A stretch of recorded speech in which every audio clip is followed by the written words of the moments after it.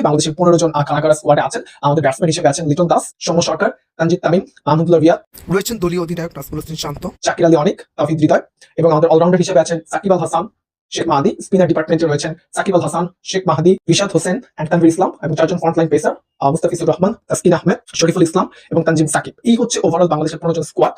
Squad নিয়ে আসলে যখনই একটা স্কোয়াড ডিক্লেয়ার করা হয় তখন পক্ষে বিপক্ষে অনেক ধরনের কথা থাকে, বাট ফরচুনেটলি আনফরচুনেটলি আসলে এটাই প্রবাবল বা বেস্ট 15 মেম্বার হয়তো অ্যাভেলেবল যারা ছিল তাদের মধ্যে থেকে চুজ করা গিয়েছে। কজ বাংলাদেশ ক্রিকেট বোর্ডের হাতে বা টিম ম্যানেজমেন্টের কাছে কিন্তু এনাফ অপশন নেই। আপনি আইদার ওপেনিং ব্যাটসম্যান বলেন বা এক্সট্রা কোনো পেস বোলিং অলরাউন্ডার বলেন বা মিডল অর্ডারে সেরকম কোনো পাওয়ার হিটার বাংলাদেশের টিমের কাছে খুব বেশি অপশন নেই। এই 15 জনই অ্যাভেলেবল ছিলেন যারা হয়তো বাংলাদেশকে প্রতিনিধিত্ব করার মতো প্রিভিয়াসলি করেছেন, সামনে হয়তো করবেন। সো স্কোয়াড নিয়ে আসলে খুব বেশি আলোচনা করার কিছু নেই, কারণ বর্তমানে বাংলাদেশ টিমের যেই ধরনের পারফরমেন্স তারা আসলে ওয়ার্ল্ড কাপে যে কতটা ডেলিভার করতে পারবে এটা নিয়ে কিন্তু সবাই সন্দিহান।